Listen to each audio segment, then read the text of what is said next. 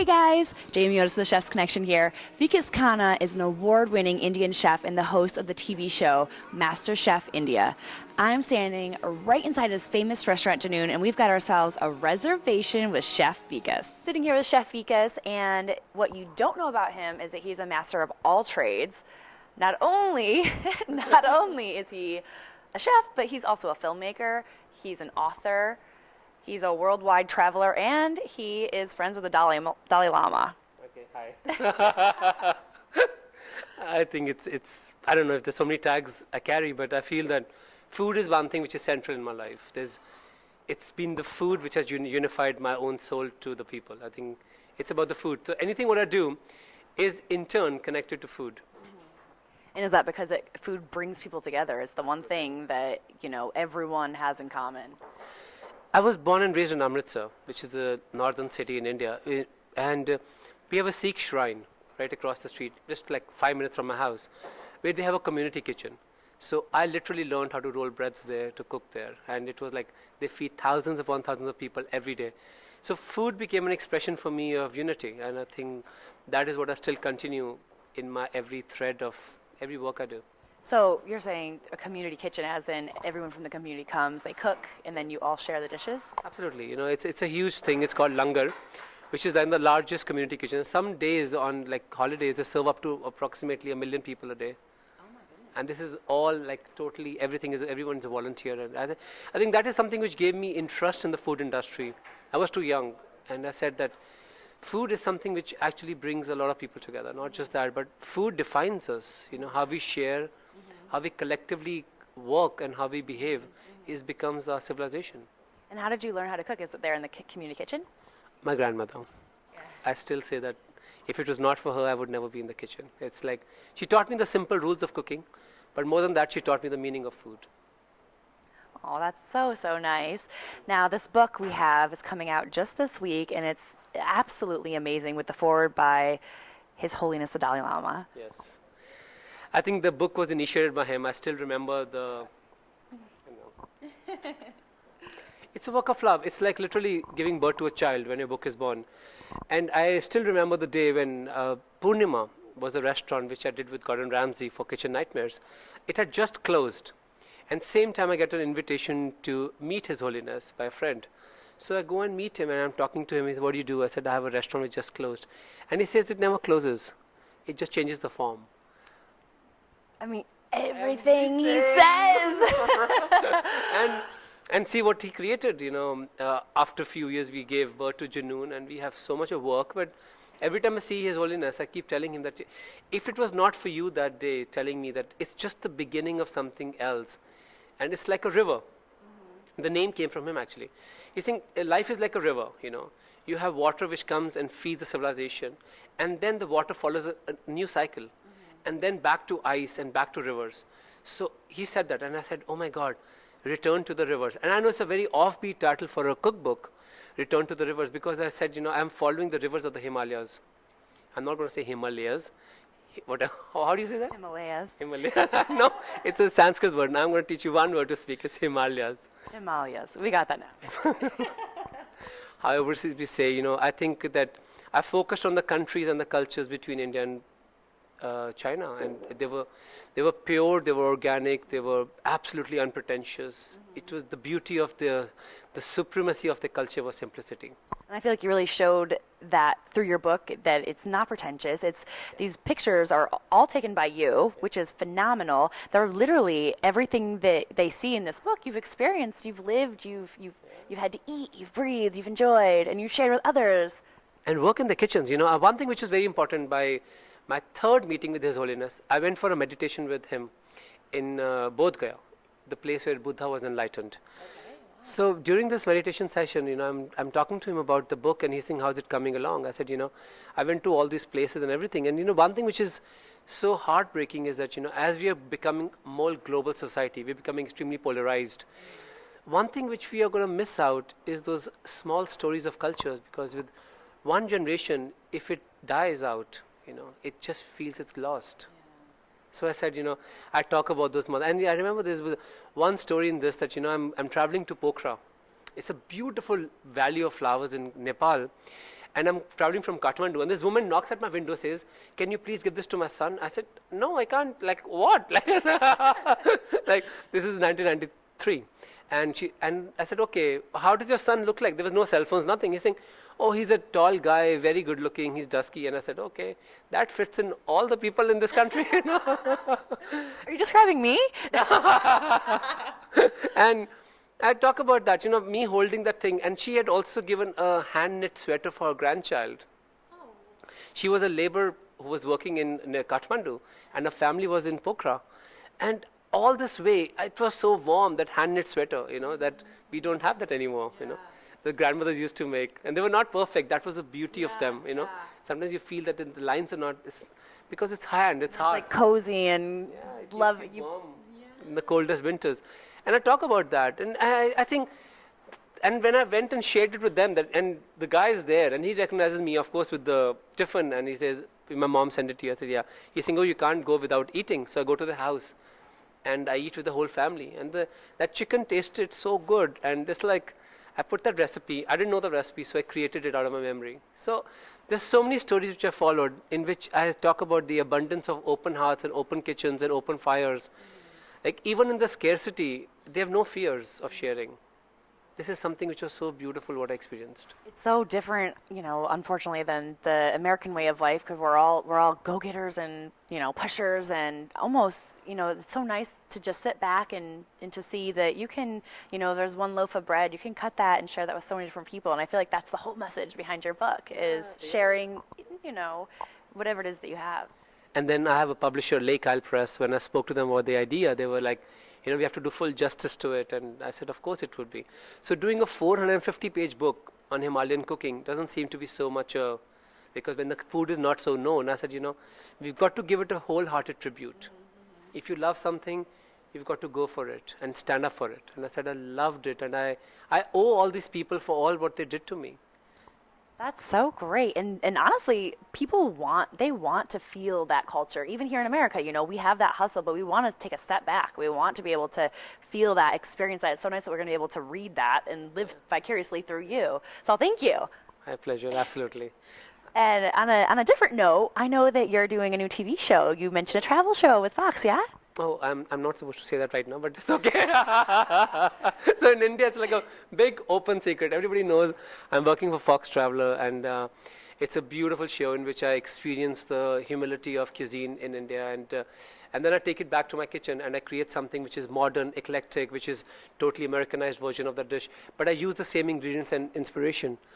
So I think that is something fantastic, because you get to talk with a whole new audience of the new generation. At the same time, you're giving full reverence to the cuisine which exists. Right. So you become like a middle person. You become the thread. So like connect the two. Yeah. While I was in Himalayas, I discovered something very ancient about Chinese culture, that it is called the invisible red thread. That there's a invisible what? Red thread. So which is like there's a thread which connects us all. It's just that we don't know about it.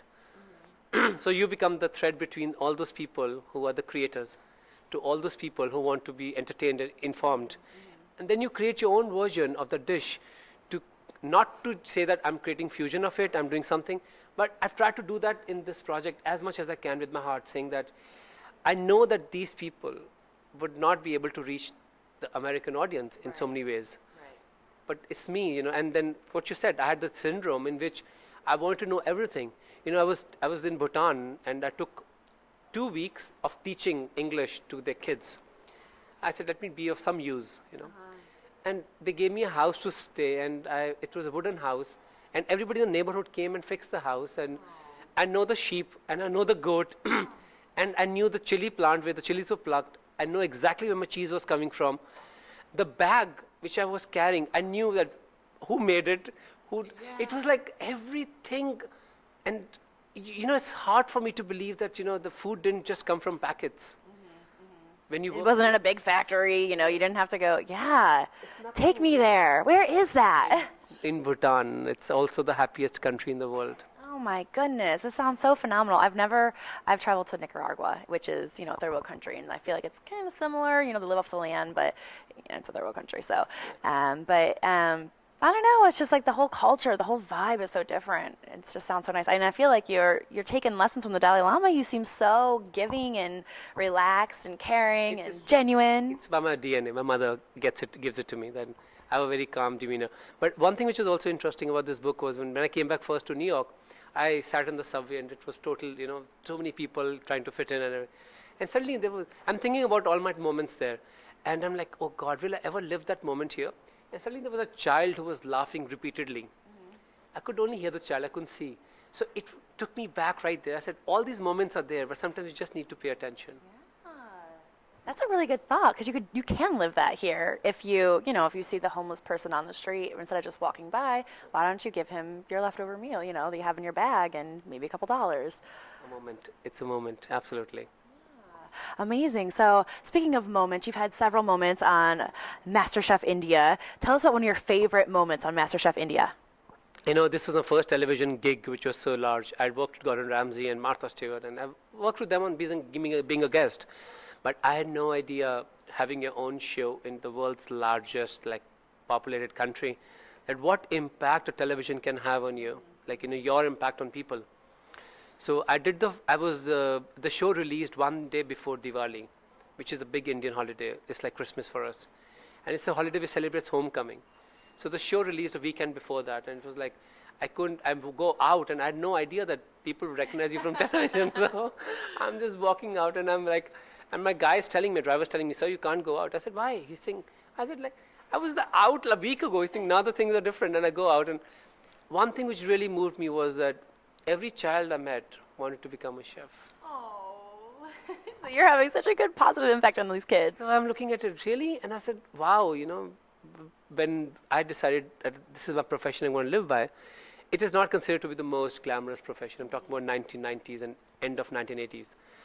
And here, every child I'm meeting on the street, and I said, really? And I'm like, I'm coming out of the mall, and we had a big crowd outside. So I met everyone, and I'm shaking hands, and they say, oh, my son wants to be chef, my grandson wants to be chef, and they say, wow, I'm like, a television show could do that?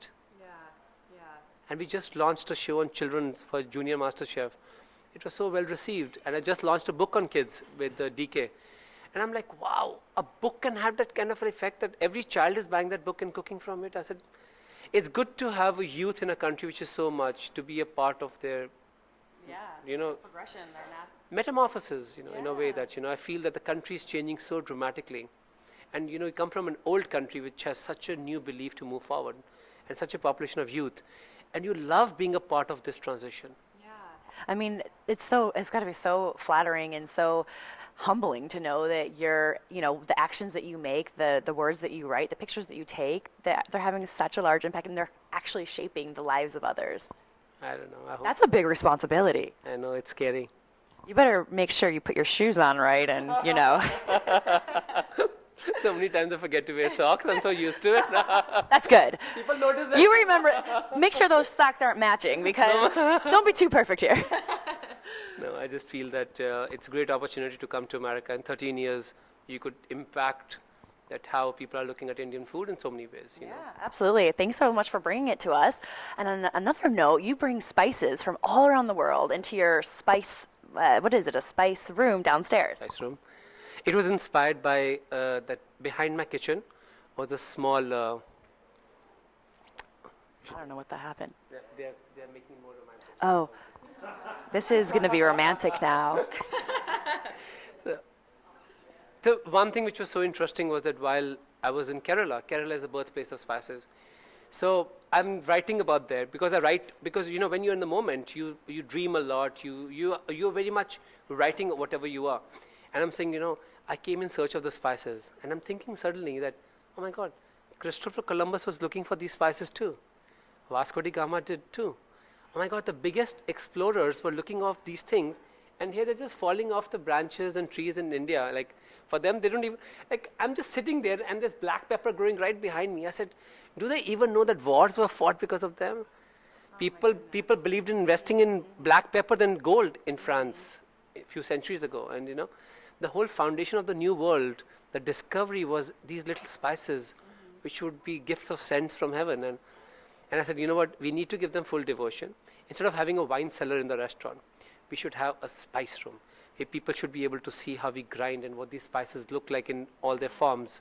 And I think that is beautiful because you give full due to the little elements which define our cuisine. Which is really like going way back in history, like you say, like people would fight for these spices and some would consider them, you know, holy. They would present them as gifts. And yeah, you're so deep. Like there's so much content behind you.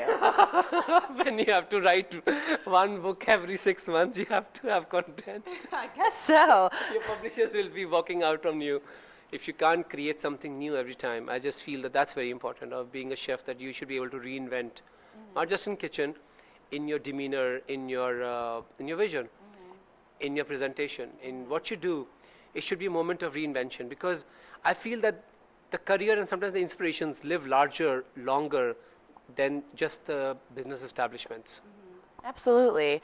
And so on a brighter note, on a relaxing note, I mean, it's all bright and all relaxing, but what do you do to relax and what are your hobbies? What do you do when you're not working all the time? I'm traveling a lot actually. Since I got my green card in 2007, I've been on the road literally. I think I watch movies, and one movie which really inspired my journey was Shawshank's Redemption, in which the last line for Morgan Freeman says that, I felt free, just like a free man with uncertain journey. So I said, when you came to America, that was something which became so important to you, not knowing anything, uptown, downtown, where is New York, nothing. And I came in winters. So every time I had this chill in the winter. You're freezing, not knowing where to go. You don't know how to dress up, you don't know where to go, you have no idea. So Christmas is coming, and like exactly 2000, I spent the Christmas at the homeless shelter downtown at the New York Rescue Mission. So for me, that is like a true moment where I can go back and sit in that same place, eat the same steamed salmon, mashed potatoes, and string beans, what they served me that time. I just feel that's very important because New York is one place where you have the power to be invisible. You can just disappear. Or you have to be powered to stand out. But I think it's important to stand out for something you believe in. I really like that. That's so genuine and sincere. I stand out for my cuisine. That's amazing. Well, I hope that several people are interested in Return to the Rivers because it's authentic, it's genuine, and I mean, if nothing else, the foreword by His Holiness the Dalai Lama, that's worth it in and of itself. Forget anything about this guy. The Dalai Lama's here. Thank you. Thank you so much for chatting with us. It's been a pleasure to meet you. My first interview for the book. Oh, I'm the first interview. We have the exclusive. Thank you.